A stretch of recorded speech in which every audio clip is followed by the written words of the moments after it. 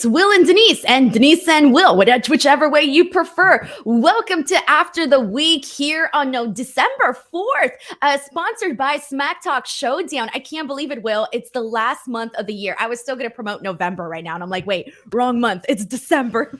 How are December. you, man? I'm great. Are you ready for it's holiday season? Are you prepared for all of the people in your life? You've got siblings. You've got I mean, look, I tend to forget, but the biggest change for you this year is you're married this year. So like it's a different time.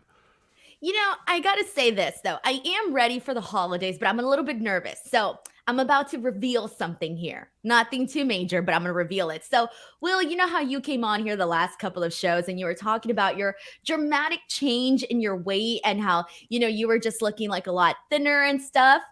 Okay, well, what was it? Back on November 4th, so literally a month ago, I decided to start going on a diet. I've been working out, and part of it was because you inspired that.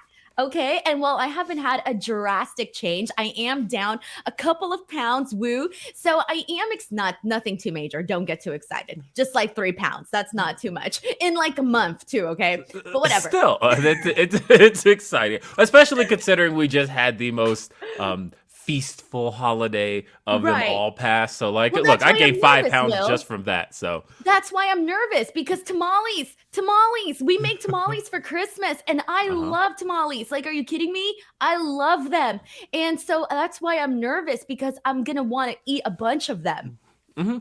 Oh yeah. This is my whole purpose here was, the reason I started my weight loss journey when I did was because I knew that I had to lose like 30 pounds, because I know that over the holidays I'm going to gain like 10. And so I figure in that process I can still be net down. But look, I had over Thanksgiving, I had my wife specifically make me my own pie, because I knew that I wasn't going to get enough. And so I had one that was strictly for me. Kids were like, can I have a piece? I'm like, no, this is mine. You absolutely cannot. This one's for me. So I knew, but no, I'm proud of you. Like, seriously, you had told me this a month ago. I'm acting like I haven't never heard this news before, but it's because I started feeling like, Will, you've kind of spoken about this, privately to me, but there comes a time when you start to see like images of yourself and you're like, oh my God, like I've definitely put on a couple of pounds, and you start to kind of feel a little bit shitty about yourself.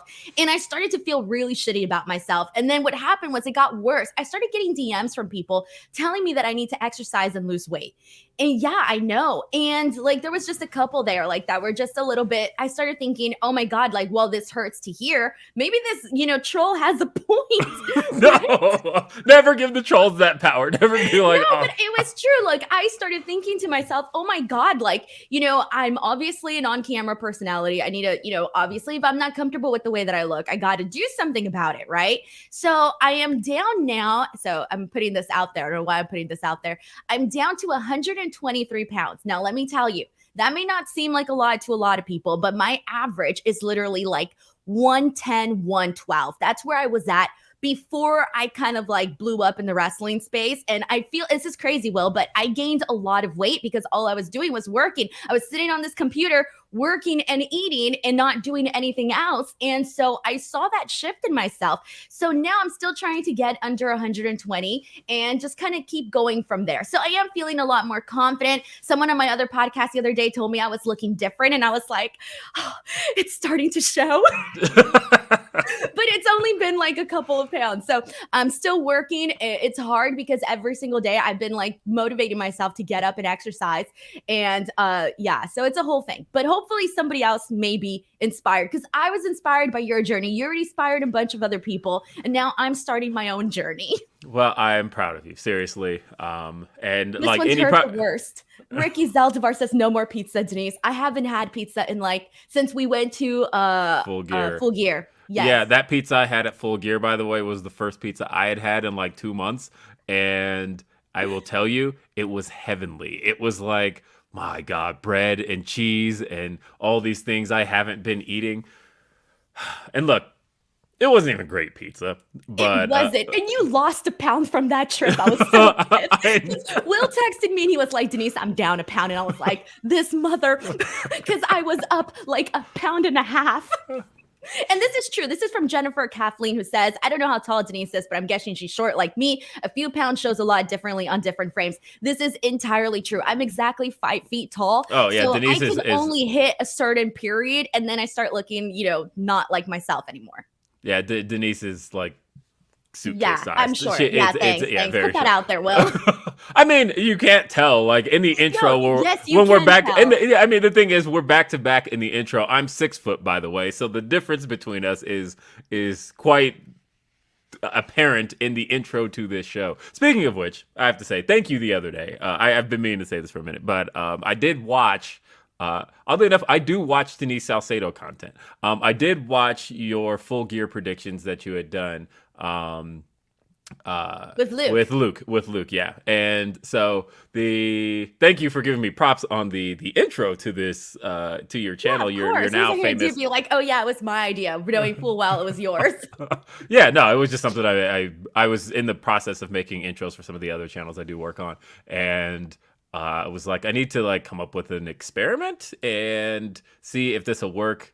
And I thought, well, I'm like on Denise's channel on a weekly basis anyway, and that's the content I know kind of the best. So I'm just gonna put one together as a sample, and then once I did, they were like, okay, I really like this, can you make ours? And then I got myself paid for it. So shit. I was gonna clap, and then I just punched the microphone. Sorry to the audio listeners. Yeah, you have no idea what happened there, but anyway, thank you for that. But yeah, this is after the week. We're here. Send us your super chats, folks, because we need those. And more than anything, we just want to hear from you guys, and it helps support what we do here. It helps Denise pay me, but more than anything else, it's just a good way to support the channel. The channel, by the way, Denise, you're just hitting milestones here. I know. I don't know how, but I'm like praying that it keeps going. I surpassed 80,000 subscribers here on YouTube, and that's obviously a huge part to everybody who tunes into this stream. So seriously, thank you guys. But let's go ahead and get into the wrestling week. Before we do, like Will said, please do send in the super chat to get your question, your comment, your hot take read on the stream. And it also helps me keep Will coming each and every single week to this show, because if not, it would just be me here by myself chatting with everybody. So let's get into this. Not that she doesn't make a living at that anyway, but it's true, right? But Will, I feel like the last couple of weeks we kind of got a little spoiled on the show, because we obviously had a couple of pay-per-views to talk about, and this week is kind of the first one since we haven't had a pay-per-view to talk about. So I'm gonna kind of ask you your overall thoughts on how you felt about this week in wrestling. Did it make an impact in your life? I'd say so. And the reason I think it did was because, one, it was a newsworthy week. Look, I got to break some stories. I got to break the Ruby Soho stuff. And obviously there's the Regal stuff going on. And everything that happened Raw and SmackDown was still the fallout from War Games. And so I do feel like it was a fairly eventful week. We saw some comebacks. There was a lot of stuff that happened this week. And I think just with it being newsworthy, I think it did make an impact on me. But I'm guessing you're asking that because you kind of feel the opposite. No, I actually don't feel the opposite. When I was going back and picking my 3 for this week, there was at least 2, maybe 3 things that I would have definitely included on this list that unfortunately I just didn't have spots for it. I had to make cuts, but there was a couple of items that I really enjoyed from the wrestling week overall. Like I went back and I thought this week's episode of SmackDown was really good. And I hadn't watched SmackDown the last 2 weeks because unfortunately just like I was doing other stuff, but I thought that was really good. There were a lot of things that, or not a lot of things, but there were a couple of strong things that I really enjoyed on Raw. NXT I thought was pretty okay too. AEW, same thing. Dynamite I thought was pretty good. And for the most part, I felt like there was a little bit of everything. Will, stop it. I know why you're making that face. No spoilers on this show. Okay. So there was a lot of good things throughout the wrestling week. Even though it wasn't a pay-per-view week, I still thought there was a lot to actually talk about. But we got our first super chat of the day. Thank you so much to Reggie Simmons. You guys... Sorry, the chat threw me off here. Okay, Reggie Simmons, who has been very supportive here on this show and a bunch of other podcasts. Seriously, thank you so much to Reggie, who sends in the first super chat saying, here's to another great week in wrestling. You guys are awesome. Dude, you're awesome. Thank you so much for supporting the show. You have no idea how far this goes. Guys, give some love to Reggie in the chat. We also got a second super chat here. This is from Gillespie for Rio, who says, appreciate you both more than you know. This makes me happy because, Will, you and I are a new duo, and people have been responding very well to our shows, I think, from the very beginning when we first even started appearing together on shows on Fightful. And remember how well loved that Raw episode was that we did? Oh, yeah. I was like, yes. Yeah, although I will say, it's a couple days late, like 2 days late, but technically, happy anniversary to us hosting a first podcast together because the Mariah Carey episode we did was December 1st, 2021. So it's been about a year of us doing shows. Oh, wow. I didn't know that. Whoop, whoop. A whole year. Well, technically not for this show, but still, we've been doing podcasts for a bit now, but now we're doing them more consistently, obviously. Yes. So thank you so much for the super chat as well. All right, so let's kick it off. Let's jump right in. Will, I'm throwing you in head first. Here, is that the saying? Head first, feet first? Okay, head first, yes. Deep. Whatever. You're going in first. Will, what's your third best of the week for this week? Okay. So, folks, I have a feeling Denise and I are going to have very different lists this week just based on some of the stuff we've liked. I will say that last week I stated that in order for the Elite versus Death Triangle to continue to top my lists, it would need to continue to reinvent itself as a match. And surprise, surprise, I think they're still continuing to, but not enough to make number one. I did like Elite versus Death Triangle this time around. I did like Elite versus Death Triangle 3. I thought that, there's this big idea that there's no storytelling happening here. And the only way you could believe that's true is if you're not watching the matches themselves, because the storytelling is happening during and throughout the matches. It's not necessarily done through promos or anything along those lines. There's this overarching story of Rey Fenix does not want to cheat to win. Rey Fenix wants to win this cleanly, but in a moment of desperation, when he saw himself on the receiving end of a one-winged angel, he did a thing that he's not proud of, and everybody else sees this now as a license to cheat.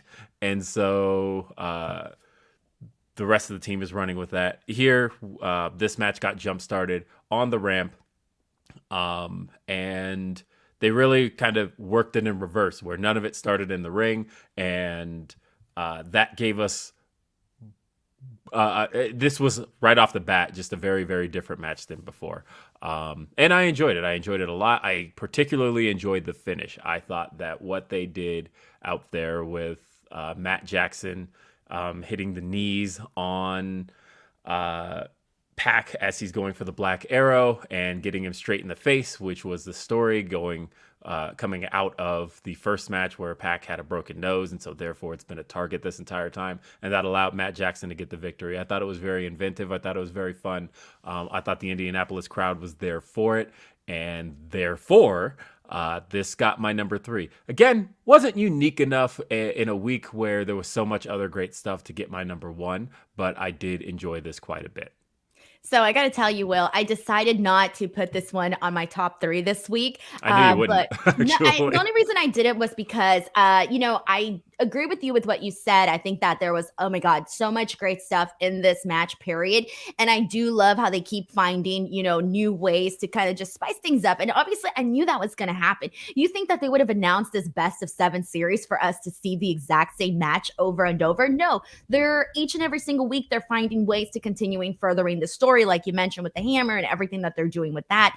And so the only reason I didn't put it on my top 3 this week was because I wanted to talk about some other topics, because I figured, okay, I have been talking about the Elite and the Death Triangle the last 2 weeks in a row, but if I were to have put this definitely belonged on my best of the week because the in-ring action was just too good to ignore. But that's the only reason why I didn't put it in my top 3 this week, was just so that I can talk about some other items that we haven't brought up on this, or at least because we didn't have an opportunity to bring them up the past couple of weeks. But regardless, I still think there is some really good stuff in this. And I'm so happy that they have found ways to really keep it fresh and really keep it even more so entertaining. And I'm definitely thinking we're going to get that 7th and final match. And I'm really hoping, because that's going to be in LA. So I really hope that that's where we end up, but we'll see. One little element that I'm really liking that's not happening in the match itself. And so therefore, it's not really one of those things that's making my lists, but it's something I'm paying attention to. And that is all of the stuff with House of Black and how they keep hinting that they're inching ever so close, or ever so much closer to the Elite. And that with all of the attacks they're doing, I have a feeling at the Forum in Los Angeles, that's when they're finally going to end up there. And the fact that as an AEW exclusive, they jumped Brandon Cutler, and they noted that was to send a message to who this is all for. So I'm really looking forward to the fact that as soon as this is done, we already know where we're headed next, and that's the Elite and House of Black, which is going to be excellent. And they got to keep that build up for House of Black, where they're kind of coming out here and just attacking every single person that they see, on site and whatnot. So I like that they're doing that with the House of Black. And that's the thing, like, you need to make sure to keep them, up there, because that's part of the reason why I love that Death Triangle actually defeated. And this was obviously before we knew they were going to do the best of 7 series. But when they defeated the Elite on their return at All Out, I like that, because I kind of felt like it leveled up the Death Triangle. Because, if you want to keep the Elite obviously strong, what do you got to do, Will? You got to have them in a ring with opponents that feel that they are at or near their level. You don't want to have them be wrestling like a bunch of jobbers every single week. That's not going to get you anywhere. You need to build up acts that are just as hot, or could be as hot as the Elite. And the only way to do so is like what they did here at All Out. So I was a big fan of that. And obviously with the best of 7 series, I think they're just continuing to. Excuse me, Full Gear. Did I keep saying All Out? Uh-huh. Wow, my bad. My brain's all over the place, okay? So with Full Gear, seeing them get the win there, it's one of those things that it's just, I feel like they're leveling up the Death Triangle all the time. Oh, yeah. Why am I saying All Out, though? I was at Full Gear. We did a whole ass review about it. We did a whole ass review. You know what it is? Because every single time, how many times haven't we discussed the Elite versus CM Punk and the beef that happened at All Out? So I feel like my brain is stuck on associating the Elite with All Out. There you go. That's what it was. But anyways, we got a super chat here from Jennifer Kathleen, who says, I hope we see the Death Triangle split after this and get a Phoenix and Penta match. They're great together, but pop off versus each other. See, here's the thing. I completely agree with the sense that that you're going to have all of these great matches between the guys in the Death Triangle, for example, Phoenix and Penta, or, including Pac as well. But I do not want to see the Death Triangle break up. So I'm on the side of I don't want to see them break up. How about you, Will? Although they've been teasing it because they've been beefing with the whole hammer thing and all of this. I mean, look, but we thought, or at least I remember thinking, I was at the show where Death Triangle first made their declaration and the announcement that they are Death Triangle. That I was at that show. That was March 4th, 2020. We're going on 3 years since that. Like, it's not like they had a short run. So if they do decide to do something with this group internally, I'm actually kind of good with it. It almost makes me wish Pac was still All-Atlantic champion, because at least then there'd be something to kind of face each other over. But also, I do like Orange Cassidy's reign. So, really, here's a hot take. I think even though Pac was, was it shorter now, or did Orange Cassidy surpass him now? I don't think he surpassed it, because he won it at Forbidden Door in June, and he lost it in October. So no, I think Pac has been way better. Just throwing that out there. Yes. Okay. Yes. I disagree, but that's that's for another topic. That's a hot topic right there. Okay. Continue on. I didn't mean to cut you off. No, it's all good. That's where I'm at. And oh boy, now the super chats are all kind of pouring in.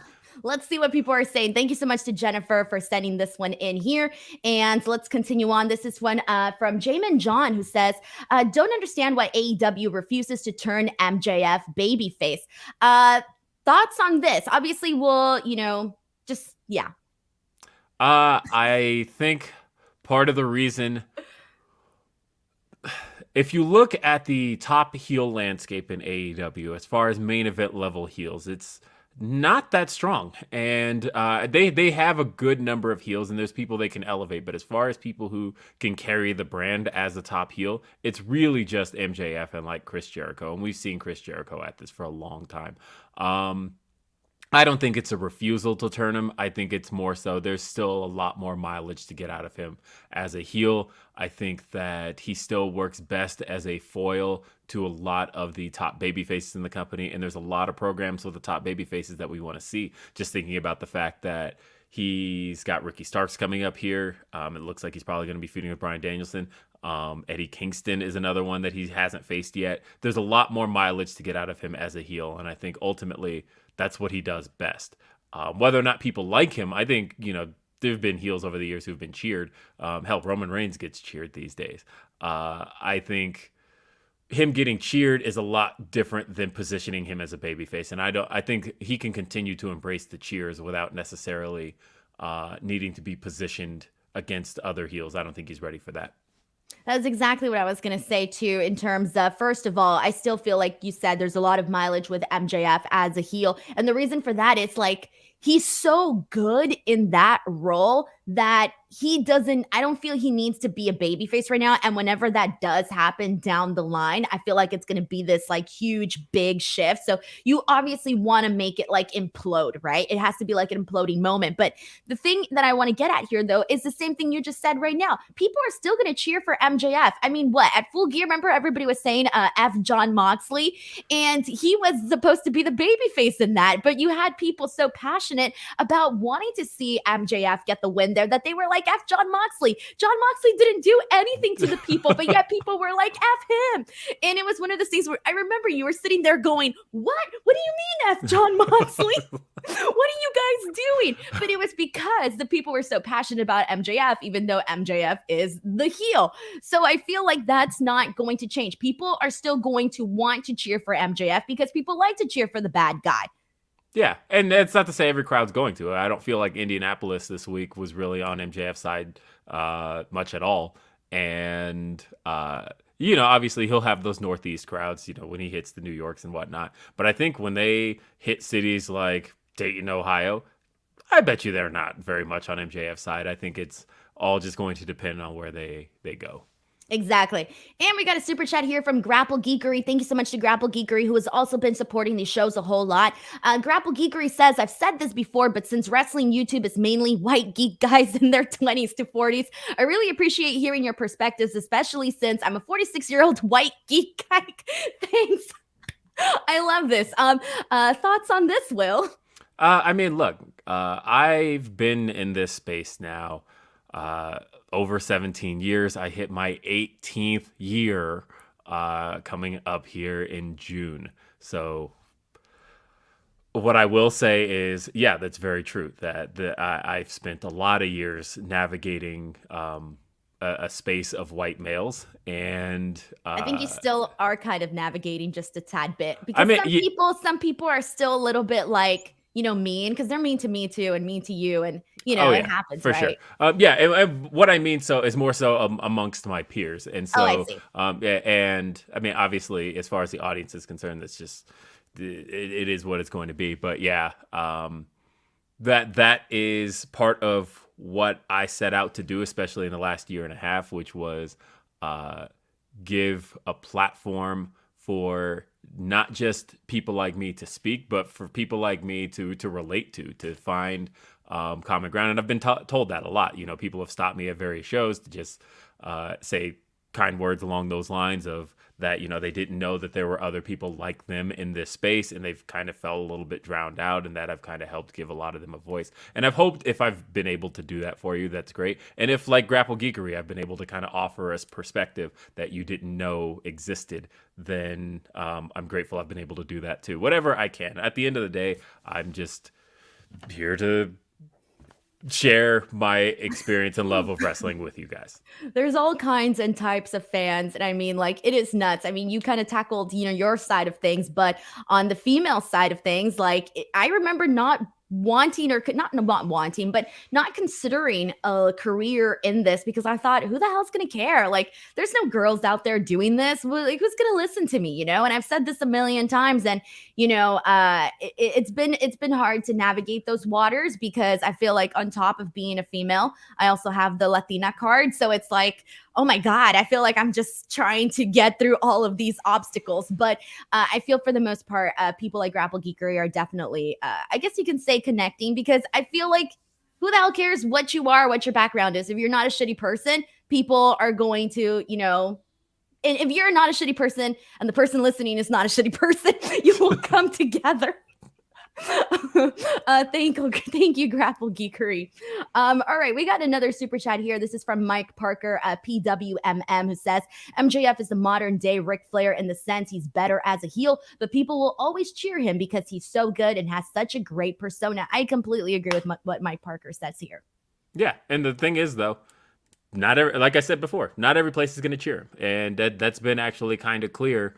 And I think if he just stays the course, he'll be fine. Hunter Tillman, who's also been very supportive on multiple streams. Thank you so much to Hunter. Sends in a generous super chat saying, I just wanted to share that I woke up to see Jade Cargill retweeted me. I'm an official baddie now, I guess. Haha. Sending love to everyone. I think this means you're an official baddie now for sure. Congratulations. Will, Jade Cargill looked phenomenal this week. Thoughts? I had to resist putting this on my list because from a wrestling perspective, there wasn't much I liked here. Although I can start to see where it's going. But let me tell you that there are few people who can pull off what Jade Cargill pulled off this past Wednesday. I would almost venture to say there's no one who could pull off what Jade Cargill pulled off this past Wednesday in terms of outfits, which was really interesting. I can't tell that story. But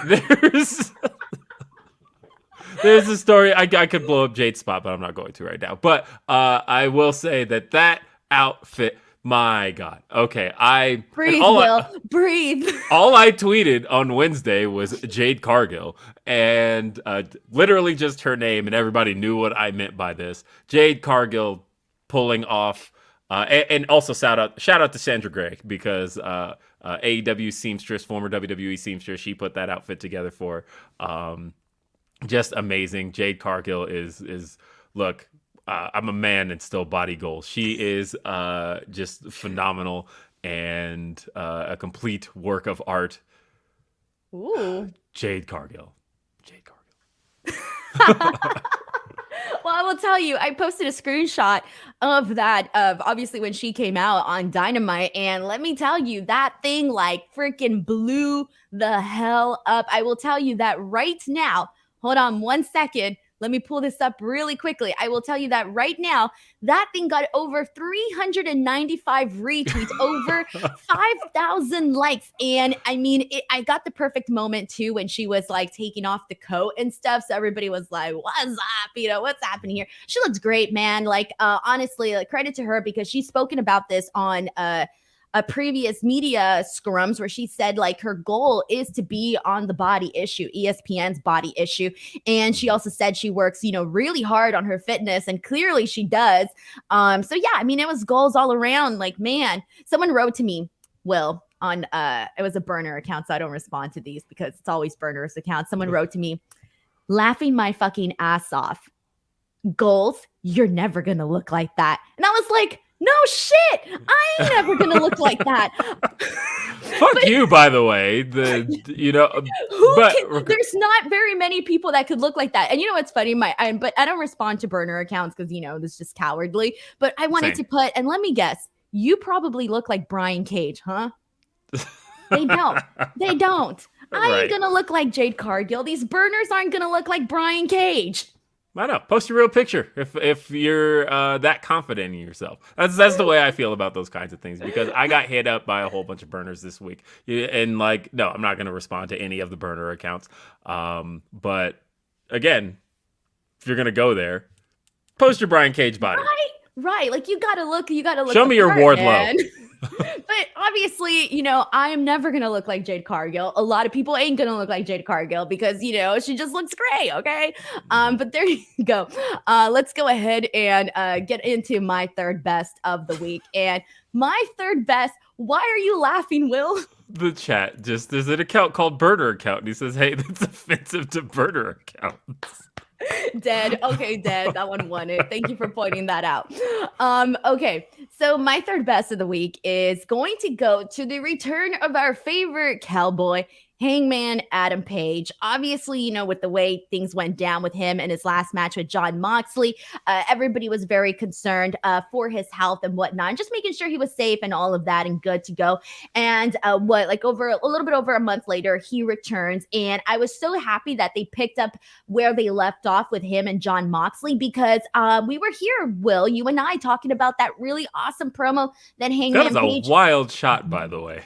I know, right? This is really good here. This is a great photo. Jon Moxley looks like he's stuck to the garage door. Yeah, it looks like he hit him with the pounce. That's actually really good.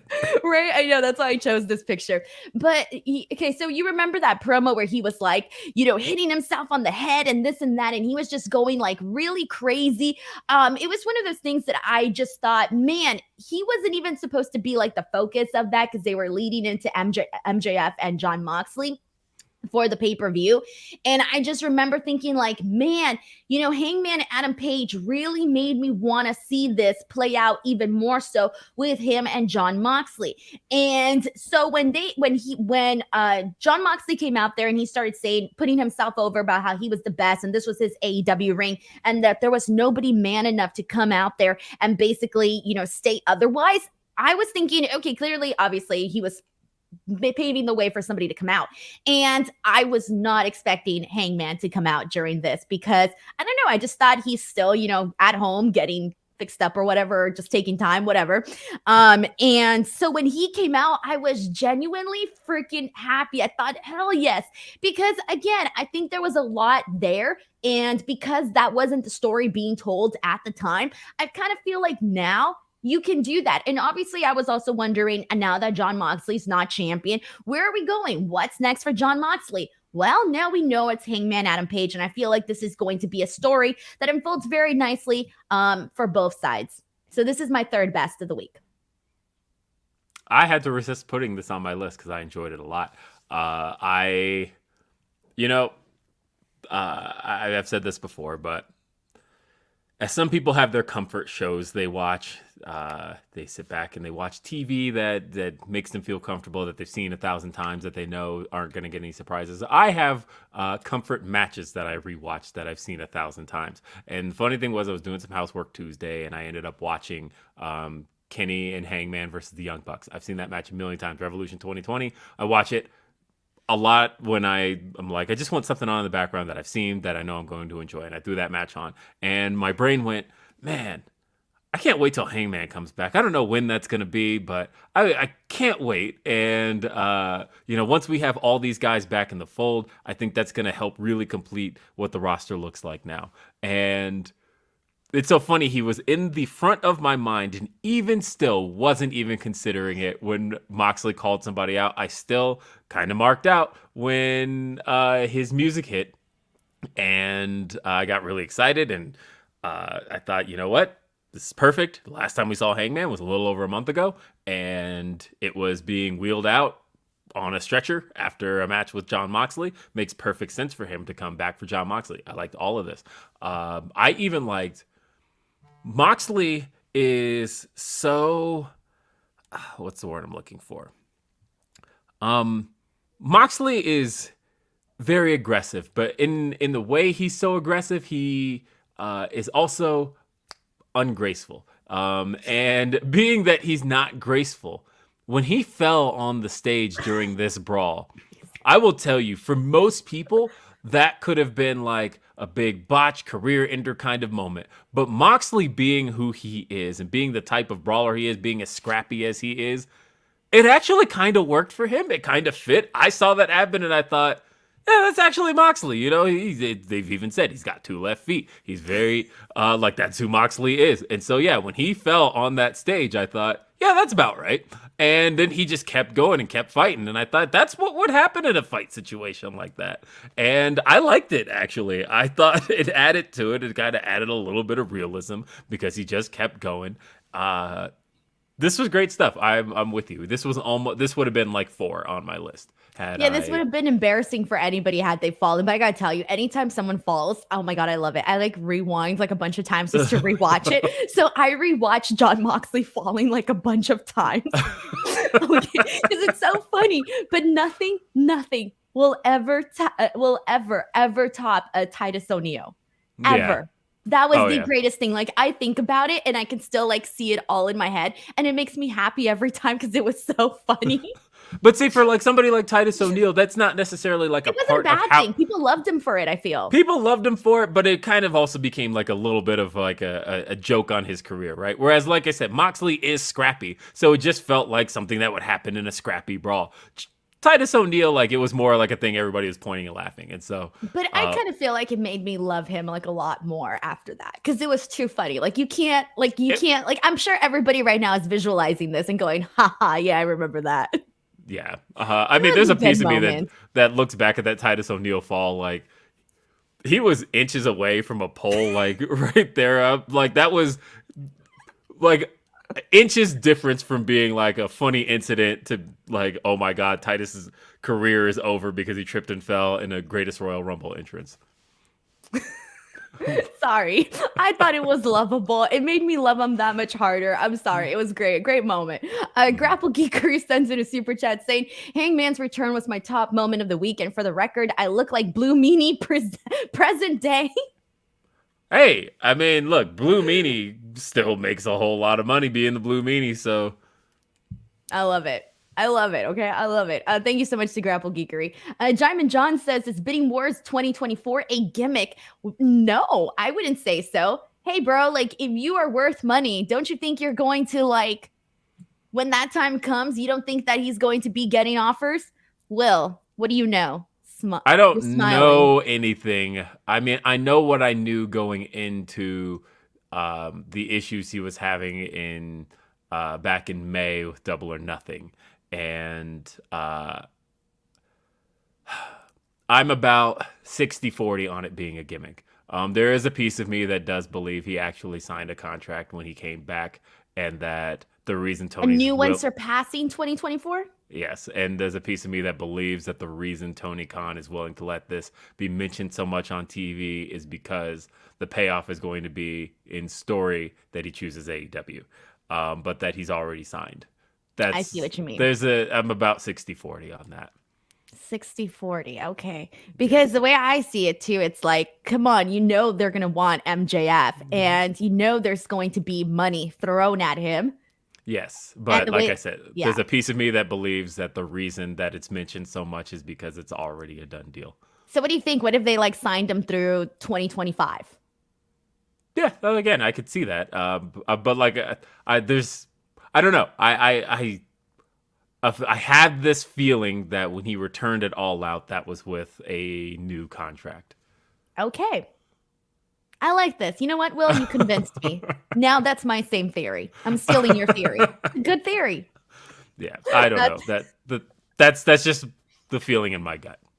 Thank you so much to Jamin John for sending in this super chat and getting this interesting theory out there. Mike Parker, PWMM, sends in a super chat saying, to quote the great Bobby Heenan, it's always fun when someone falls down.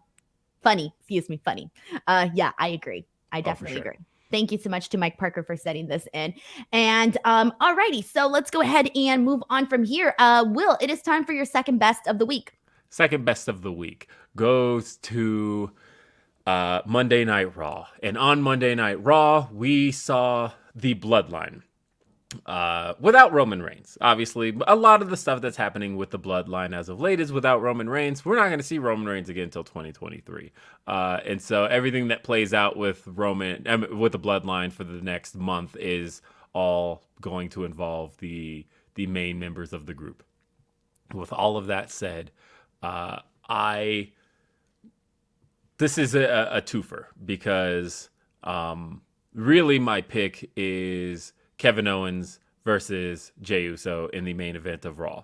But before we got there, the segment that saw the Usos officially give their blessing, their praise to one Sami Zayn. Sami Zayn getting the Sami Uso chance, and the Usos all embracing that. Jey Uso finally declaring that, hey, this is my boy. You know, he proved his worth at War Games.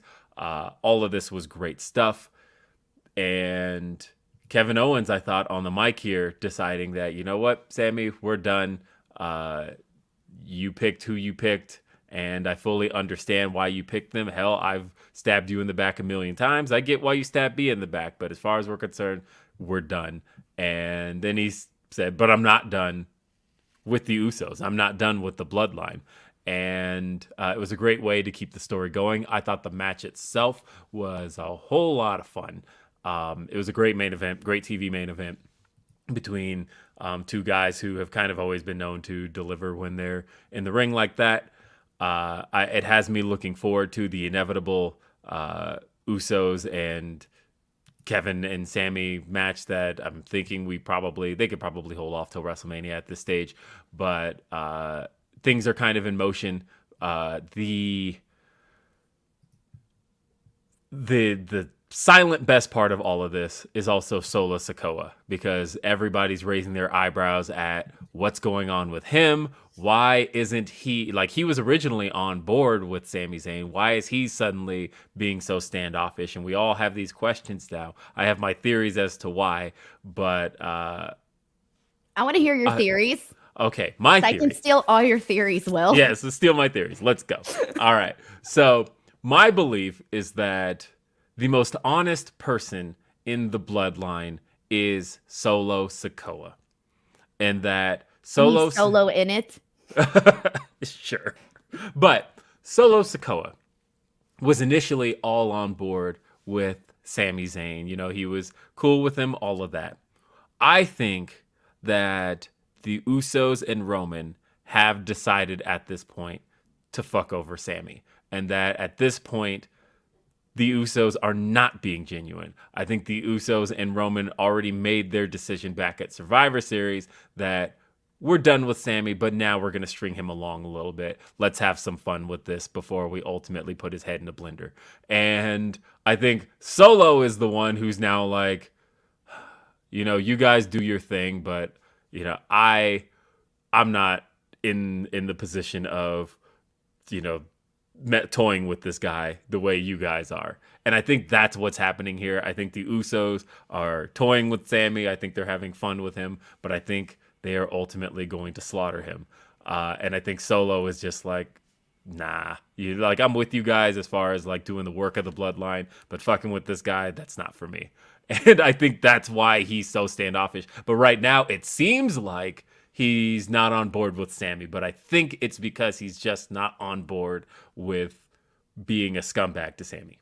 That's my theory. I like that theory. And here's the thing too, is that, so if you notice on Raw and on SmackDown, anytime Sami would start saying something, Jimmy would kind of start off in a way, like the way that he would phrase his wording, it was almost like he was teasing, like he was about to yell or scream or get mad at Sami Zayn. Because I remember when Sami Zayn started trying to talk about, you know, their accomplishments, Jimmy was like, no. We're not going to do this, Sami. Sami, we're not going to do this. And I'm thinking, what are we not going to do? And then he's this is about you. So they kind of worded it in a way where it's teasing the crowd, making them think something's going to happen. But then he like pauses and then kind of switches gear. But then on SmackDown, they had this backstage segment where Sami Zayn was going to go off and get food or something. And I think it was Jimmy who made sure to send Solo Sikoa off with Sami Zayn so that he wouldn't go off on his own. And then he went and kind of told Jay, like, hey,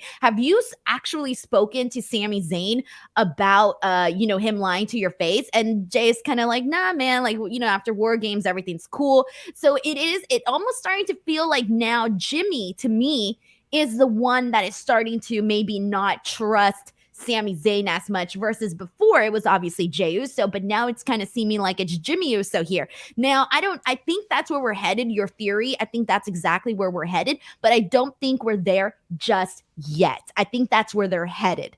So yeah, I mean, Either way, this is the most intriguing storyline in pro wrestling right now to me. I think that it's weird because there's no rivalry happening here yet. I mean, Kevin Owens is on the other side of it, so he helps keep it a rivalry. But at the moment, the part we're all most intrigued about is the internal struggle. And it's very much akin to the Batista Triple H feud in 2004 going into 2005. That really started as a complete accident, as this kind of did, where it was like for one night they teased some dissension between Batista and Hunter and were like, haha, we got you guys. But they saw how much fans were like, whoa, but wait a minute. People were really digging this. We should keep this up. And the fun part about it was we never were sure how it was going to blow up and when it was going to blow up. But the most intriguing things about it were the things they did along those lines. Like, I don't know if you remember New Year's Revolution '05, but there was a finish to that. They had the Elimination Chamber, and the final three of the match were Orton, Batista, and Triple H. And Orton hits an RKO on Batista, and it's 1-2, and Triple H is in the background looking like he's going to break up the pin, and then sits back down like, I'm not going to bother. And Batista hadn't seen that until the next night on Raw when he's shown the footage, and like his face and I just remember thinking, this is like some of the best storytelling I've ever seen, because it's all so subtle. And this reminds me a lot of that, of just, we know what the ultimate outcome is, which is that it has to get to the Usos versus Kevin and Sami. The question is just, how do we get there, and how many intriguing things can they do to further us toward that goal? And I'm excited. I can't wait to see what happens next. This is some of the best stuff in pro wrestling today. Man, I agree with you. I mean, I love all this stuff. Everything with Sami and the bloodline has been great. We got a super chat here from Jamin John, who says, not a fan of Alexa Bliss Harley Quinn gimmick, and not want another one with another one with Liv Morgan. Oh, is it when I'm guessing he's talking about when Liv Morgan also did the Harley Quinn look? I'm assuming that's what it is. I like these types of stuff. I love when any of the girls kind of do like a wardrobe similar to anything in pop culture. Obviously, with Harley Quinn literally being like one of the most popular. I mean, I forgot which. I used to work a lot of Comic Cons back in the day. I know, me of all people, but all the time for years, I would work these events, and people. We should just put a sign over you next time you have to work one that just says "doesn't like Marvel movies." It's funny because it's like I would work all of them, like the anime ones. There was a bunch of other ones like Stan Lee's Comic Con, and there was so many Comic Cons. I don't even know their names, but they have so many of them. But every time I would work them, everybody, except the anime ones, but the other ones, everybody would come in as Harley Quinn. I saw so many Harley Quinns in my lifetime, and I'm familiar with like every possible version of a Harley Quinn now. But I like it though. I like stuff like that. Yeah. I mean, I will say that it is interesting that the Harley Quinn that everybody kind of goes for is kind of modern Harley Quinn. I would like to see maybe one day, now I get it, you have to do like a full body get up to do it, but I would like to see kind of a comeback of original Harley Quinn, but that's just me. I don't know what original Harley Quinn is. I probably already saw a bunch of Harley Quinns. What's that Poison Ivy person? Is it Poison Ivy? Yeah. Okay, well, Poison Ivy person, I saw that person a whole bunch. And then the guy from, I think it was The Walking Dead with the brown jacket and I think he had a sledgehammer. I forgot what he had. And then like a red scarf, I think. I don't remember, but I saw a bunch of him, The Walking Dead guy, the Harley Quinn, and Poison Ivy were the costumes I saw like left and right. So there you go. That sounds about right for a Comic-Con. Yeah. Negan, by the way. Negan. Okay, yeah. That's what it is. I've never seen Walking Dead, so sorry. I'm out of the loop on that one. All right, here we go. It is time for my second best of the week. And my second best, I'm very excited because actually before we get to it, we have a super chat here from Mike Parker who says, maybe part of the build, maybe part of the build after they turn on Sami will be Sami versus Solo, where if Sami wins, he and KO get a tag shot at WrestleMania. What do you think about this, Will? I mean, I don't know. There's a lot of routes you can take to get there. That's not a bad one. I don't know eventually how they decide that, but all I know is This is good stuff. I'm excited. That's it. I don't know. I actually don't know how you eventually pull off the Usos versus Kevin and Sammy. The only problem I have with this is that there are no tag teams right now that I feel the Usos could believably tie it up with in a way where you can prolong this till WrestleMania. That's the issue I have there. Okay, I see. And by the way, it was Negan with a baseball bat. I'm on a sledgehammer. Clear sledgehammers in my mind. We also got another super chat here from Bored Dude 630 who says, "Being Native American, shout out to the Not White Guy Wrestling Podcast." That was actually the first name I pitched for the show, was the Not White Guy Wrestling Podcast. Did you really? No, of course not. I was keeping a straight face to a joke. I was going to say, I don't remember you pitching that. I remember you pitching something along the lines of, let me finish reading the super chat. So Bored Dude 630 says, "Being Native American, shout out to the Not White Guy Wrestling Podcast. Take it easy, my Mariah Carey and Taylor Swift homies. Thank you so much for sending this in." I remember I pitched to you a name that I didn't know was a porn thing. So I pitched to you the name POV. And the reason why I chose POV for an Ariana Grande song. Because she has a song called POV, and it's a very beautiful love song. It's a love song, and it's very beautiful. And I thought, oh my God, I love to name podcasts after pop culture things. So I thought POV with mine and Will's POV, right? And I sent it to you, and I was so excited. I was like very confident in it. And then you were like, "Denise, ask Sandro why you think that should not be a podcast name." So I asked him, and he was like, "Denise, it's a porn site." And I'm like, "What? It's a porn site or something porn related?" Yeah, I mean, well, specifically type of porn, as in like point of view. Okay. It's as in like if you were looking for videos that are from the point of view of the person receiving the act. Oh, receiving the act, not or doing. Basically, it's either receiving or doing the act. It's a point of view type of video. So,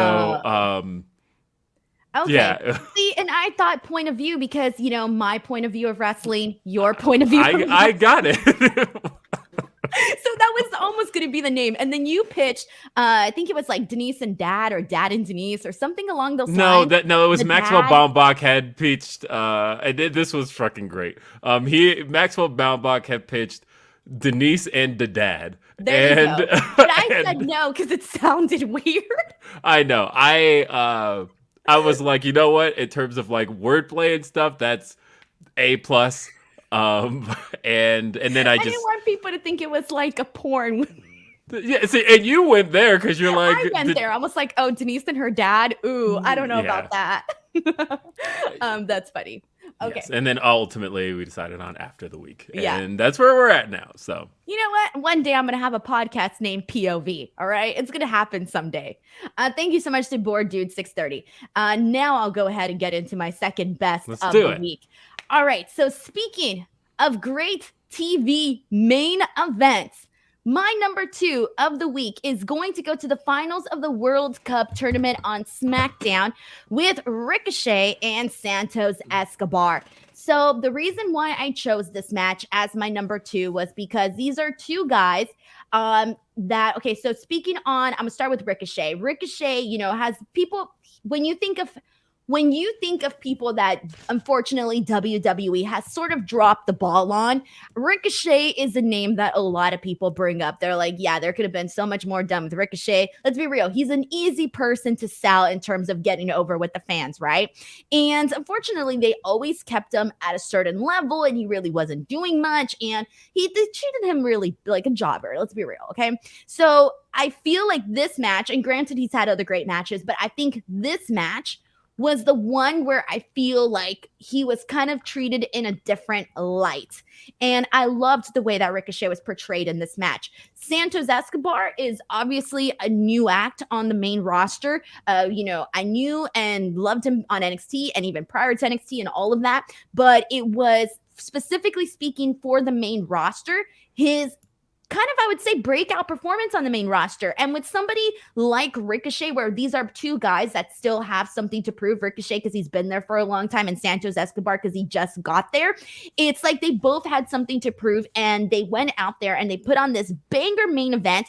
And this is what I want to see more of on SmackDown and Raw even.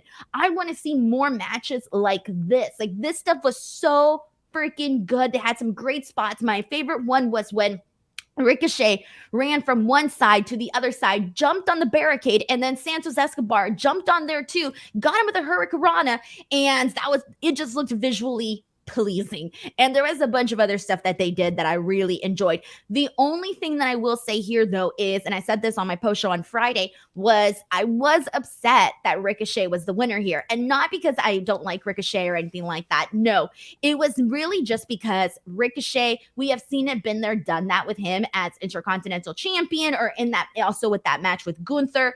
We've seen it. So I actually thought that Santos Escobar should have won this, simply for the fact that I think it would have benefited him a lot more given how new he is to the roster, and also because it's not something that we had seen before.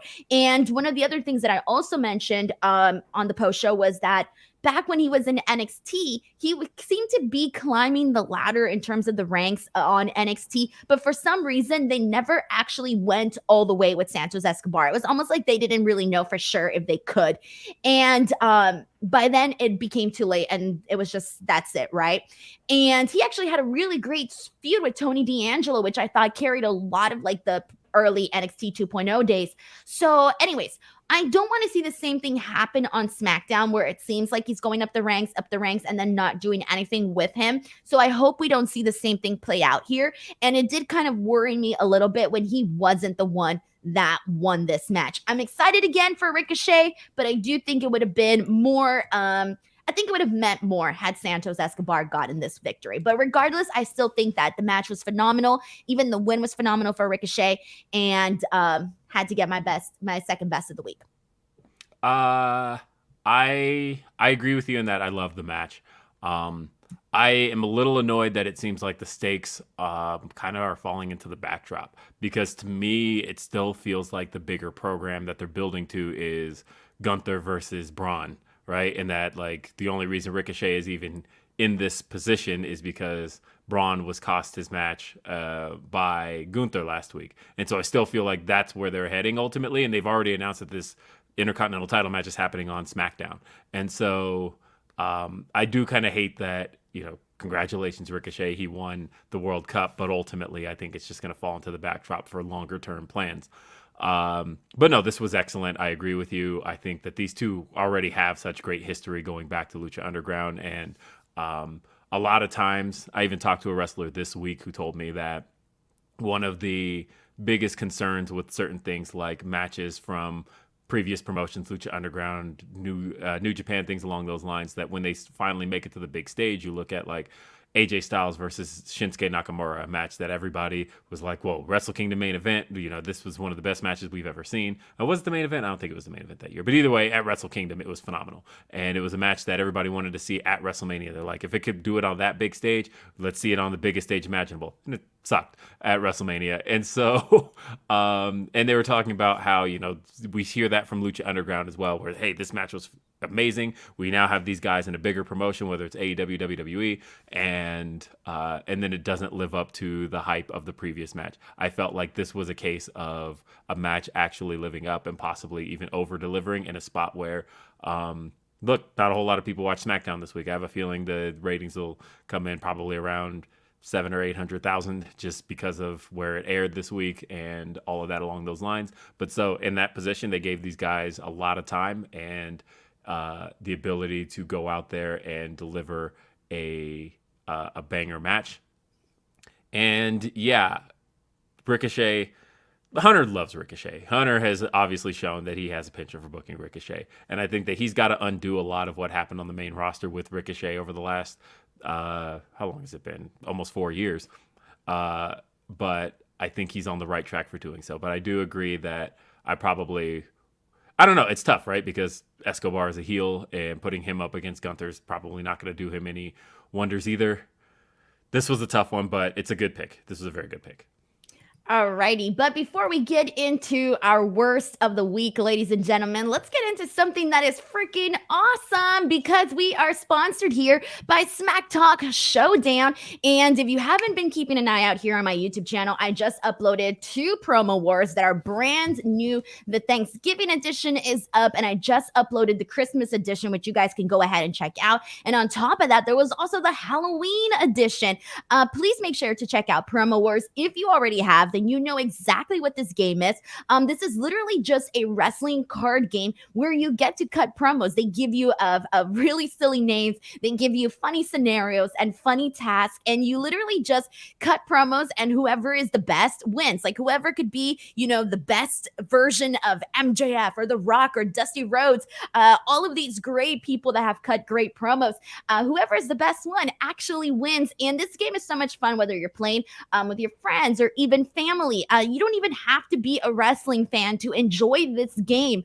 Head on over to SmackTalkShowdown.com and pick up SmackTalk Showdown and wrestle with words, everyone. And also because you guys are here watching on the show, you do get a special discount. You get $5 off your entire order if you use the promo code Denise. This makes a phenomenal gift. Put it on your wish list. If someone's asking you, what do you want for Christmas? Have SmackTalk Showdown on your list. I promise you, you will have a blast. Every time I play this game, I'm always laughing like a crazy person. So SmackTalkShowdown.com, $5 off your entire order with the promo code Denise. Alrighty, and let's get into our super chat here from Ricardo, the ODV, who says, just some love for you all. Have a great stream. Thank you so much to Ricardo for sending this in. Seriously, to everybody that's tuning in, sending super chats, just taking an active role in this podcast. You guys are seriously making this worth it for us each and every single week here. So thank you so much to Ricardo. Now it is time. Will, my favorite part of the stream, the worst of the week. Will, what's your pick for worst of the week? Denise, I'm going to do something a little different here. Can I ask for a favor? I'm scared. What's the favor? Can I punt my worst for a few minutes? Just okay. You'll understand why, but okay. Just go ahead with yours, please. Okay. I think I know what's happening here. My worst of the week, ladies and gentlemen. I'm going to steal a page out of Will Washington's playbook here. A couple of weeks ago, Will, you named the entire episode of Rampage your worst of the week. And unfortunately, I'm stealing a page out of your book and I'm giving it to Rampage, my worst of the week. The reason I'm giving Rampage worst of the week is because, obviously I cover wrestling for a living. I'm watching a bunch of shows that I legitimately have to sit there and watch, okay? It doesn't matter if it's a good show, a bad show, a mediocre show, a shitty show. It doesn't matter. I'm sitting there and I'm watching it. Now, I'm going to be completely honest. This episode of Rampage felt like a chore to watch. I was sitting there thinking, oh my God, I could have just covered one show today and had an extra hour to enjoy Friday night.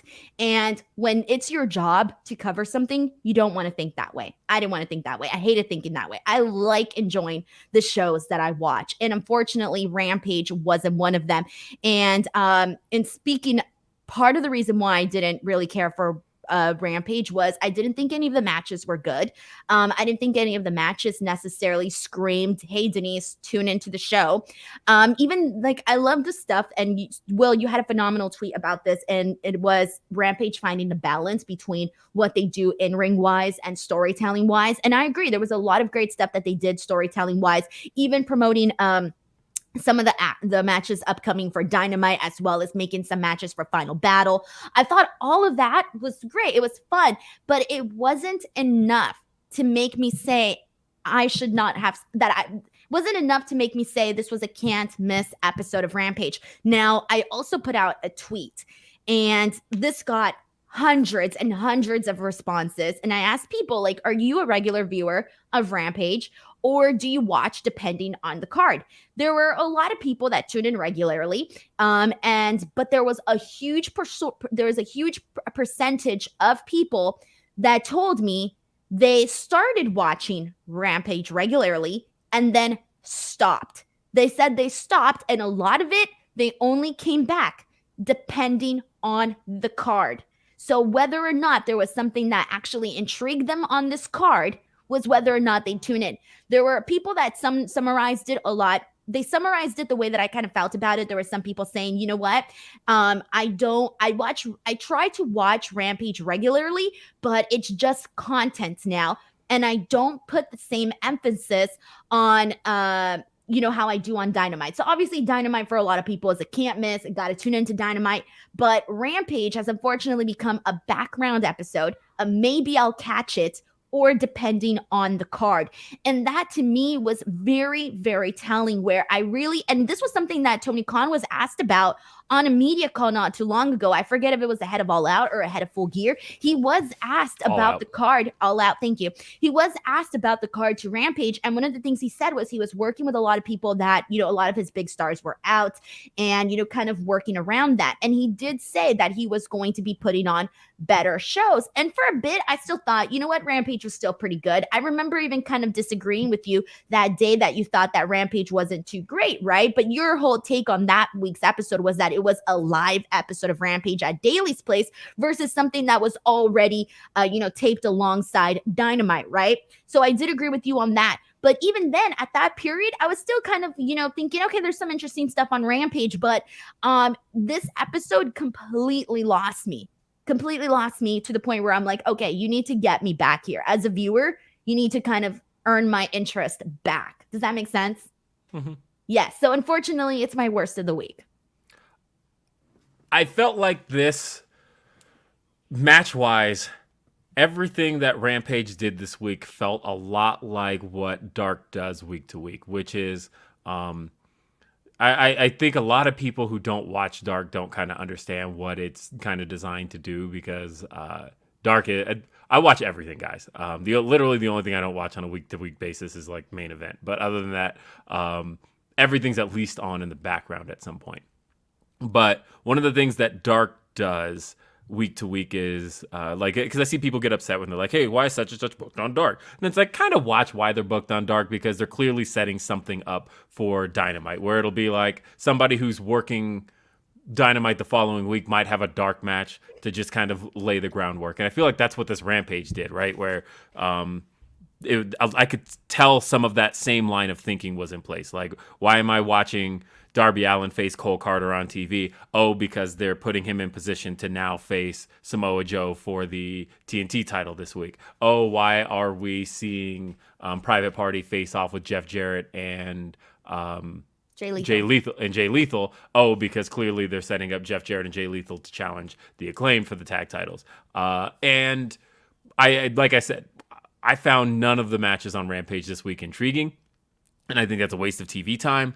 And I'm wondering if this was one of those kind of punting kind of things or tanking it simply because they knew they were up against college football the same way SmackDown was. So it was like, we don't care. But at the same time, because I liked a lot of the stuff that was happening outside of the ring. I thought that everything happening with Athena. I love Athena's recent heel turn, and I'm really excited for what's going to happen with her at the Ring of Honor pay-per-view at Final Battle.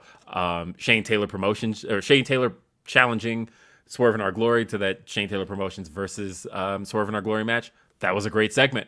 I thought the stuff with Saraya was really good, and I thought that everything outside of the matches felt intriguing enough to make me look forward to what's coming. All of it was like an infomercial for, hey, this upcoming Dynamite, hey, upcoming Ring of Honor pay-per-view. But the show itself didn't do anything to keep me. So I knew it was going to be your pick, and I can agree with that. So we got a super chat here from Uriel Landeros. Thank you so much to Uriel, who says, showing some love to the dynamic duo of pro wrestling podcasts. You two freaking rock. Thank you so much, Uriel. Lots of love. Thank you so much for sending this over to us. Seriously, thank you very much. Let me just make sure to catch up here. We got another super chat here from Jamin John, who says, best version, Hollywood Rock or corporate rock? Hollywood Rock. What do you think? Hollywood Rock. Okay. That's not to say, if you threw one more in there and said Nation Rock, I would say Nation Rock was what got it all started, right? Like, we wouldn't have this Hollywood star we have today if literally in that interview at WrestleMania 14, if The Rock hadn't literally called himself, what was the whole line? The line of, if The Rock were a jury, he'd be a hung jury if you smell what I'm cooking. And literally that line, not the hung jury line, that was corny and predictable and still funny, but the if you smell what I'm cooking line changed the trajectory of his career. That stuff I think is excellent for a young 24-year-old wrestler to have been doing at the time. But I mean, no, Hollywood Rock took him into a new dimension. That was stuff that we didn't know Rock was capable of as a character. It's just a phenomenal run. I love Hollywood Rock. Thank you so much to Jamin John for setting this in.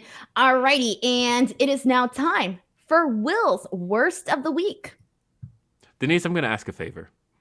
I'm scared. What? I'm going to ask to punt this just a couple more minutes. More? Yeah. Okay. Oh, yeah. Okay. Dang, Will, we got a format here. I know we have a format here, but all right, well, screw the format. Yeah, we're gonna break the format here. Just a couple more minutes. Okay, sorry, I was gonna break into a whole song and dance right now.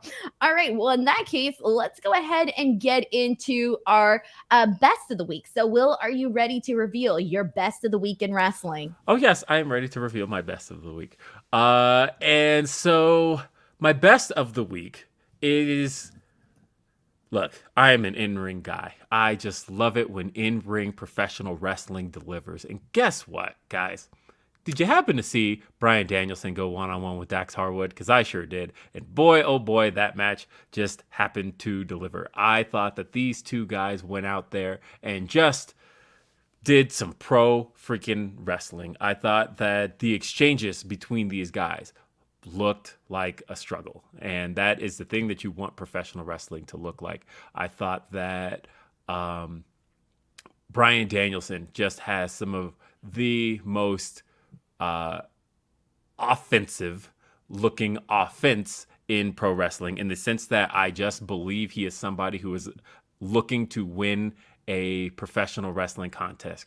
And Dax Harwood is along those same lines of somebody who looks like he is out there to wrestle. And again, I just thought that these guys were going out there and putting on a show. And, by the end of it, I thought that the exchanges getting into the label lock were great stuff.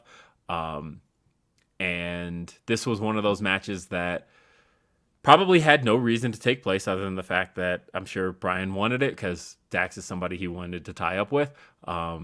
And Dax probably wanted it because he, like me, views Bryan as the greatest performer to ever step in a ring, let alone in a ring today. And no, I just had fun with it. And I thought that this was just an excellent, excellent professional wrestling match that, as they're saying in the chat, thank you, Shanika, that just slapped. This was great stuff.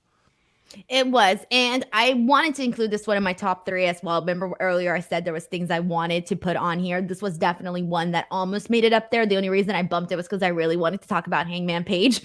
So that's the only reason why I bumped it. But I completely agree with you in terms of like the in-ring work was phenomenal. I thought I thought Dynamite was a great episode this weekend. There was a lot of good in-ring action, and this was definitely up there with it.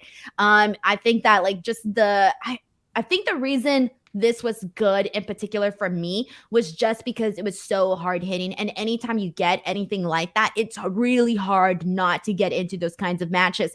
So I really loved all of that. And I also loved how at the end, they just, shook hands. It was just like, thanks, dude. Thanks. We had a great competitive match and let's move on with our day. And I love that. It was simple. I got a very pleasing match and I don't know what else to say. It was good stuff.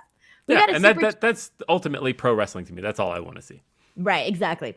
Mr. CJ Lilly sends in a super chat saying, I don't watch Rampage regularly. AEW should just make it ROH and concentrate all the ROH stories on there, make it different and matter to Ring of Honor. Thoughts on this? Would you rebrand all of Rampage to make it Ring of Honor focused? No, but I can see what they're doing, and that I think they are trying to sell the idea of a Ring of Honor show and what a Ring of Honor show could look like. And I think they're using Rampage as kind of a litmus test for that. Alrighty. Thank you so much to Mr. CJ Lilly for sending this in. Much appreciated. We got another super chat here from Sheldon Jackson who says, Bryan Danielson versus Dax Harwood was an amazing match. Now I want to see Cash Wheeler one-on-one with Bryan Danielson. Yeah, I mean, this has been Dax Harwood's year as a singles wrestler, and I think that it's a shame Cash doesn't get that same love. I don't know if he doesn't want it, but uh, I would like to see him maybe get the same. I don't know if he even has it as a performer. Who knows? Now, here's a super chat that I very much agree with, and this is from Snap Grapple Pop, who says, "If you know people aren't going to watch a show, why not stack it and make people regret it? When I lapse, I've been brought back hearing what I'd miss." And that was kind of like the mentioning when we were talking about Rampage earlier, and I do agree with this. I feel like if you're going to be either changing times or you're going to be up against something that's you're just going to get slaughtered in the ratings, or you change channels and you're on FS1, whatever the situation is for that week, I've always thought the same thing, because there's still going to be people that tune in. I don't want to be punished for tuning in and being a regular fan. I want to be like, you know what? You should have tuned into this episode, because damn, look at what we got on this show today. So I do agree with this. I think, and granted, you don't have to put on your, I guess you can say very, very best, but you can at least put on something that is worth it for those people that are tuning in. I think there's definitely a middle ground, because like I remember, do you remember the pay-per-view No Mercy 2016, where the WWE title match was AJ Styles versus Dean Ambrose versus John Cena as a triple threat, but because they knew they were up against the presidential debate at the same time, that match opened the pay-per-view, and the main event was this really awful Randy Orton versus Bray Wyatt match. And like they knew at that point, it was like, okay, maybe Orton versus Bray Wyatt is something people want to see, even though like, no, because these guys have just never delivered together.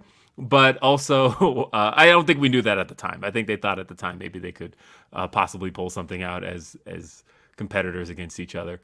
But then along those same lines, SmackDown this week was on FS1, which FS1 is a network not a whole lot of people even get to begin with. And on top of that, it was up against a really, really important college football game. And so along those lines, that's kind of what they did with SmackDown. I think that even though it wasn't on the list, I thought Sami Zayn versus Sheamus was also a banger. And there was some stuff in the middle that was like not so great, but the main event also delivered. And that was a show that, again, they knew that people weren't probably going to watch. Like I said, SmackDown will probably do its lowest rating of the year on that episode. But even still, it was a show where they gave it a lot. The interesting thing about Rampage anyway is that you don't have to punt on Rampage, because you know that Rampage, I believe, has statistically the biggest number of DVR viewers of any wrestling show. You already know the majority of people watch Rampage on delay anyway. And so in that sense, yeah, give them a reason to feel like, okay, we should probably just I missed this, I should give it a chance now. Make me regret not watching it when it came on, so that the next time around I do tune in when it comes on. I agree with that, absolutely. Yeah, thank you so much to Snap Grapple Pop for sending this in. It's much appreciated. And okay, so should I get to my best of the week, or do you want to do your worst of the week? Get to your best of the week. Oh my God, Will, I feel you're setting me up here for failure. Are you setting me up here for failure? No.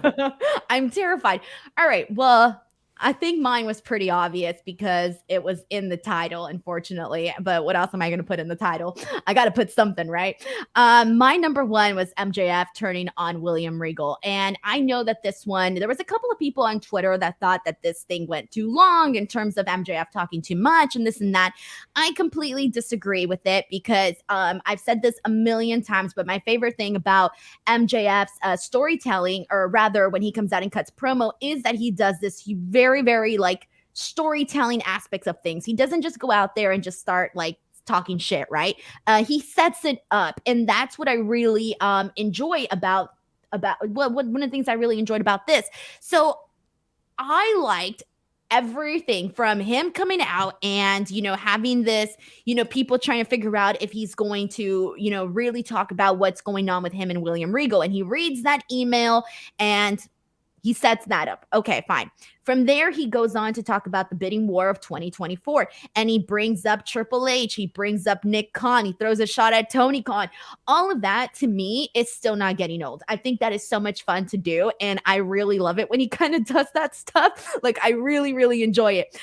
From there on, he finally introduces the Big Burberry belt, right? And it's very MJF. I did think it could be a little bit. I did think the Burberry could have screamed out just a little bit louder, but I'm wondering if there's some design. I don't know if I doubt this was an actual partnership with Burberry. I don't know, Will, exactly, No, which is the why belt they was couldn't. made by Ron Edwardson of Red Leather Belts, and Right. he did the strap. So they couldn't obviously go out there and just put Burberry's whole, thing on there, right? So I knew that was the reason. But either way, I actually like the belt. And I like that they thought of doing this new belt for MJF. And MJF basically saying that the old belt is not classy and it reminds him of all the other champions. I thought all of that was great. Finally, him going into attacking William Regal when he just hits him with the brass knucks and back of the head. My favorite part of this was one, that I know there was people that, saw it coming. I didn't. I was very excited about this. I felt like I was swerved. I felt like my favorite thing in wrestling is the unpredictability factor, okay? I don't like that everything's predictable. Sometimes predictable is good because I prefer predictable over really bad, but this was unpredictable and fun, in my opinion. And the reason for that is MJF each and every single week has come out and done phenomenal segments, right? The promos are always ace, all of that.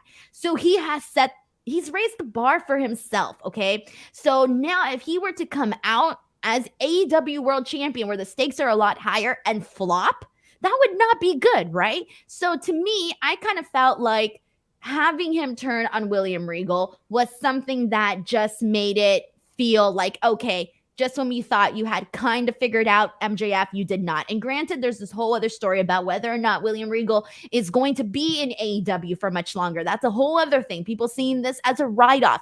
Obviously, that's a kind of a little bit of a separate topic here. But with MJF turning on William Regal, I thought made for great television. And I especially loved that he closed it out, circling back to that initial confrontation that they had on Dynamite prior, where they did that back and forth, where he was talking about the email that William Regal sent him that almost made him kill himself. And him circling it back and basically giving William Regal his own words, a taste of his own medicine. Bro, that was chef's kiss. I loved it. I'm all for what they were telling here with this story. In terms of whether or not I'm expecting to see William Regal in AEW, to be honest, I'm 50-50. I have no idea what to expect. I can totally see him going back to WWE, but then again, I don't know what the contract situation is. I have no idea. So, a couple of notes. One, FightfulSelect.com reported really in the last 10 minutes, Regal's done. At least I didn't see that. That's actually there what you go, perfect timing. That's actually what we've heard is that, and I've been hearing it all week, WWE is pretty much under the impression that Regal is on his way back, and that was definitely a write-off for Regal. I think Regal has enough respect for the business. I think he has enough respect for AEW and the talents involved in AEW to maybe sell this injury just a little bit, and not just appear on TV tomorrow. So I don't think he's just going to show up now. But either way, there was one, the one thing you mentioned, the callbacks to the last promo, in that the thing that I liked here more than anything else was the way that last promo ended, which was with Regal with his back turned to MJF, and he asked MJF to strike him, and MJF did not. And Regal kind of smugly walked away thinking, you don't have that in you. And sure enough, that was exactly how MJF took out William Regal. That was a great callback. The email was a great callback. But if you want to go ahead and pull up my worst, I am actually one of those people from the Twitter side of things that you mentioned before who actually did not like anything that led up to that ending. I actually thought, let's go, Will. Let's go. And that's why I needed you to kick this one down, because I didn't want to. Because you freaking knew it was going to be my best of the week, huh? I did. And so once you hadn't named it in your 3 and 2, I was like, okay. I'm upset right now. I'm upset that this is your worst of the week. I'm sorry. I already disagree. You haven't said anything, but I already disagree. Continue. Okay. So part of the reason I didn't like this was one, the entirely convoluted explanation around the firm.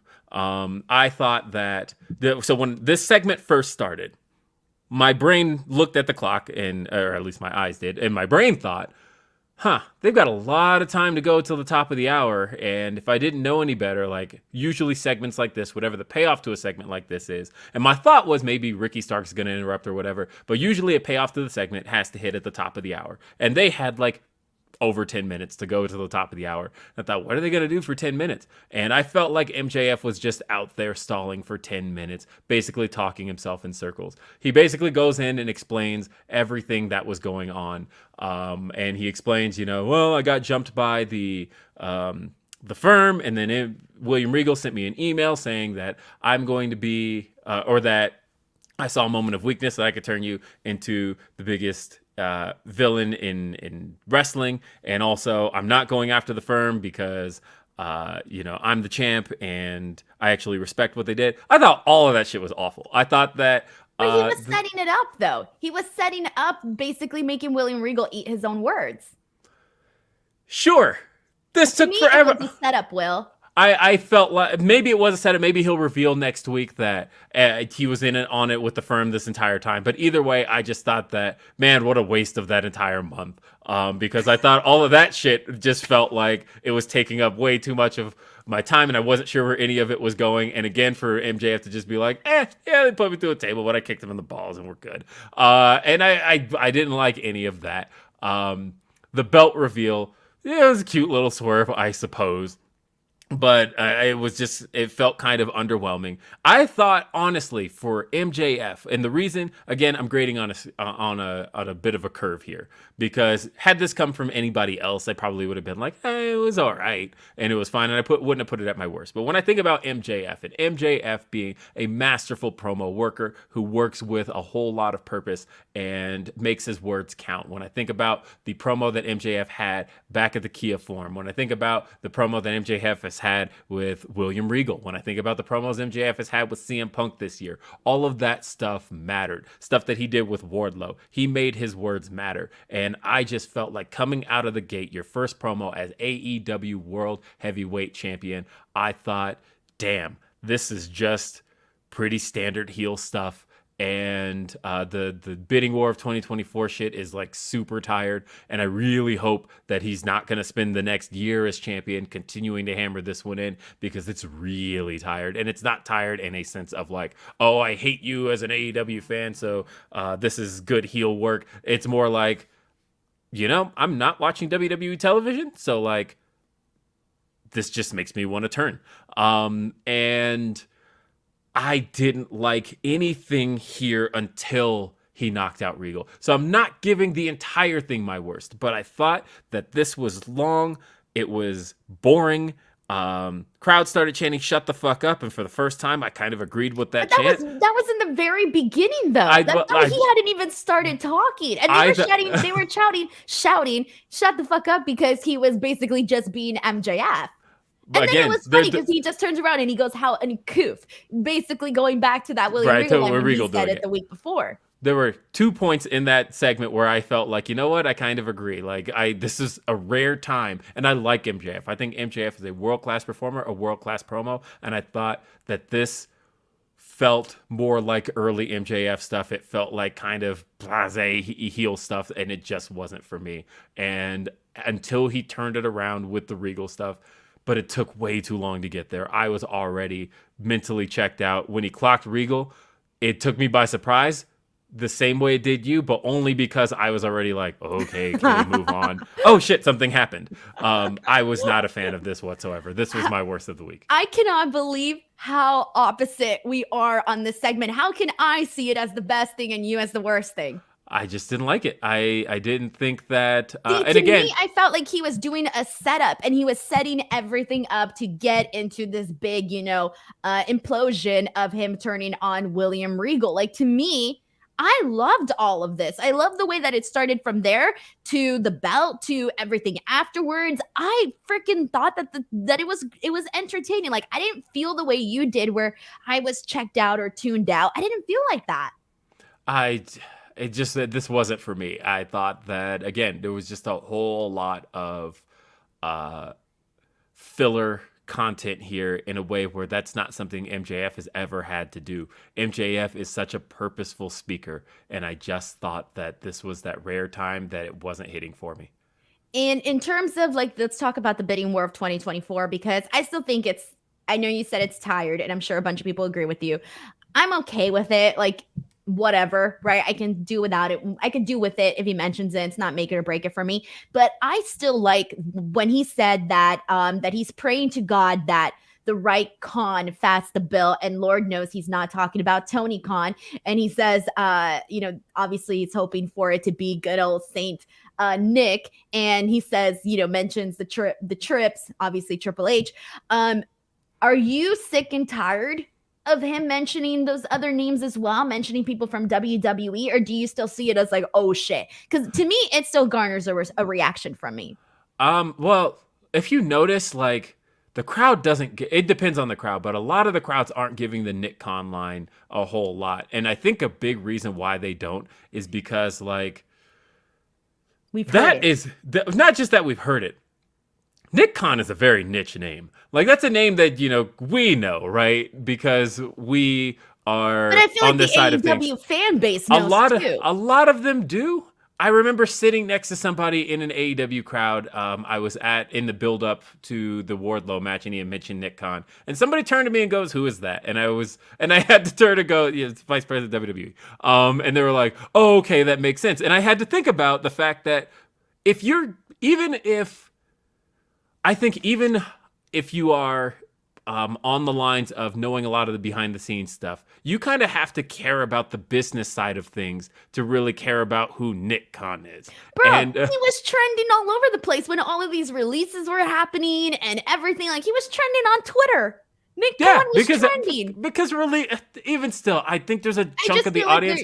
Obviously there's a chunk, but I think there's a bigger portion of, like, if you get an entire arena of people, right? Let's just say an arena. Okay, it doesn't matter what fucking arena. An arena. Right. I feel like at least a good 75, maybe 80%, that's my estimation, of people that would know who Nick Khan is. What do you think is that percentage? I don't know. That's my estimation. In an arena? Yeah, let's just say one arena. In an AEW arena, I'd say 55%. Really? Because I actually think it may be a little bit more than that. I used to think so until the first time I've been at so many shows just this year, and you know me, I like talking to people. You do. Yes, you've been with me. I like it, and one of the things I do is I like almost kind of like interviewing people. I like gauging people's like wrestling. Yes, I do. You know that. You've watched me sit and talk to people like that. You literally sat next to me for 5 hours at Full Gear. This is a thing I do, and one of the things I've gathered in just talking to people is that, and it's I think it's very apparent in the numbers, right? AEW does 1 million viewers a week, right? On average. Lately, it's been about 800,000. But when you think about the fact that the IWC as a whole doesn't really have more than like 200,000 to 300,000 people tops, right? Then you have to think about the fact that that's a portion of that entire audience that just doesn't know or care about these things. And so that's where I start to look at it as I'm not saying that you have to dumb everything down for your audience. I think that AEW obviously has an audience that's very, very, very online. But I think certain things, maybe they know and just don't care. I don't think that the Nick Khan line hits. The Hunter line hits when he says, my boy, the game Triple H. That's a line that gets because people know that, Hunter runs things and things along those lines. I think, I don't know. Just the bidding war 2024 stuff is kind of tired. I can't believe that, because he dropped that line for the first time back in April, I want to say, and here we are in December. So now we're talking about literally 8 months of this stuff. Are we going to keep this going for another year or so? Well, it ain't 2024 until a whole other year and a month. I know. So what? Maybe he'll mention it once a week. I mean, not once a week. Excuse me. I was going to say once a week. I only see him once a week. Once a month. Okay, let's get into these super chats here. Jamin John says, do you like Quentin Tarantino movies? I don't know which movies. I'm pretty sure I've seen some of them. I just don't know what their names are. I mean, yes, in the sense that, sure. I mean, I love the Reservoir Dogs is an all-time favorite of mine. I also Pulp Fiction is also phenomenal. Jackie Brown is very good, but also some of the more recent stuff. Of course, I say recent, but it makes me feel old to say that because Inglourious Bastards was 2009, I think.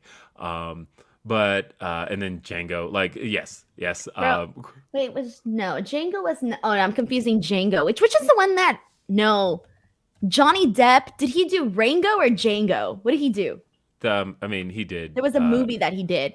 Rango? Either way, yeah. Well, the Either way, Johnny Depp movie, I think it's called Rango. I fell asleep in that movie. yeah. Either way, and then also Once Upon a Time in Hollywood is still one of the I haven't best seen watches that one. I've had. Oh yeah, well then, either way, Quentin Tarantino movies are Okay, so thumbs up for Will. Yes, thumbs up. Mr. CJ Lilly sends in a super chat saying, "Hey guys, had to do one. Finally, we got start. Hey guys, had to do one. Finally, we got start of a story for Alexa without Bray. Hope it's a slow burn like in the PC era before she was drafted to Raw. I really like she was wearing the same outfit as before with Bray and Nikki. Thoughts on this, Will? God, I don't want to see her with Bray again, unless they do something different than last time. But it seems like that's where they're headed, with the Bray symbol continuing to show up behind her in her entrances and in promos and stuff like that. I don't know where they're heading with this, but at least it's something for Alexa. Thank you so much to Mr. CJ Lilly for sending this super chat in. Much appreciated. Okay, let me just catch up with everything here, guys. Once again, if you want to get your question, your hot take, opinion sent it right on the stream here, you're more than welcome to send in a super chat. We got Snap Grapple Pop who sends in one saying, Bidding war worked when WWE was at a bad place for MJF to go with Vincent Kennedy McMahon. Gone. Now it's a reasonable decision, and playing AEW off of WWE makes AEW look bad. Thoughts on this, Will? You seem to agree. I agree with that. It's also the reason why I feel like the JAS stick is kind of tired because, like, you're doing sports entertainers. Meanwhile, WWE's not even doing that anymore. Like, they've let their guys say wrestlers and all that stuff. So, like, what are you even making fun of anymore? I also feel that exact same way. I think that none of it is making, like, especially in a time where if Regal just did exactly that. Regal left, went back to WWE. You had Cody who went back to WWE. If you continue to play this up with MJF, you are going to make AEW look like a place, like not the place to go. And I think it's a mistake to continue doing it. Especially with everything going surrounding just a bunch of stuff, Cody Rhodes leaving, the Elite, CM Punk, the possibility of people saying there's a chance CM Punk could be in WWE, whether or not you believe that. Just a bunch of other little outsider things. Even the whole thing with Andrade and Sammy, the whole thing of him possibly wanting to go back to WWE. I talked about this when it was primarily everyone going from WWE to AEW. We talked about how that makes the perception of WWE look really bad. And now it's like, God, all of a sudden, a little bit of the tables are kind of turning a tad, right? You don't want to see that, clearly. I don't want to see that. I want to see it. I want to see both places, be fruitful. I mean, tables turning back and forth is fine. I think momentum's always going to shift, right? If wrestling's a seesaw. I don't necessarily mind that aspect, but I think it's a mistake to play it up. I think it's a mistake to have one character talk about going one place if there are people actually doing it. I think that's a mistake. Right. Thank you so much to Snap Grapple Pop, who's been making a lot of good points today on the show. Alrighty. So is that it? Did we do our best and worst? Did I do my best already? Yes, I did. Yep, oh my God. Everything. That was the whole thing. All right. Yeah. Sorry I had to do that to you, by the way, Denise. No, you threw me off. And the only reason, wait, is something missing? No, and the only reason I did that was because I didn't want to step on that segment before you talked it up. I appreciate you. Only you would think of that. I wouldn't have. If it was the tables were turned, I would have stepped all over you. I mean, I don't care what Will has to say. This is my opinion. Okay. We got a couple of announcements to make before we log off really quickly. So I've been mentioning on my past shows that in the next couple of days, I am going to be making some announcements, one of which is going to impact this episode of next week of After the Week. We will be live next week after the week. We will be live. However, we will be on at a special start time. We will be going on 2 hours later than we normally do. And so we'll be going live at 12 p.m. Pacific Standard Time. So instead of 10 a.m., we'll be live at 12 p.m. Pacific Standard Time. So just a quick update. That's it. We will be here next week. It'll just be at 2 hours later due to an announcement that will be made in the next couple of days.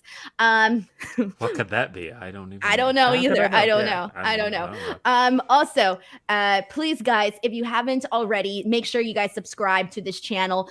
We are officially surpassed 80,000 subscribers. And according to YouTube analytics, there's a good chance that I can get to 85 in 1 month instead of 7 months, which is huge. So please continue to support this channel. It really means a whole lot to me and to everybody that comes on to this channel. Will, please let the people know where they can watch you. You can always watch me, right here After the Week. It's kind of weird that the last few weeks we have not been on at our normal time. This week we were on at our normal time. And then next week we're back at a different time. Nah, 2 weeks ago was more my fault because of when my flight landed. But either way, we appreciate you guys sticking with the show and continuing to follow us whatever time we're on, whatever day we're on. You're going to get more After the Week content, and so we always appreciate that. You can find me, William RBR, on all social media platforms. Outside of that, do we have anything else? No, that's actually it. So thank you guys so much for tuning in, and we'll catch you guys next week. Yep, catch us next week. Again, noon Pacific.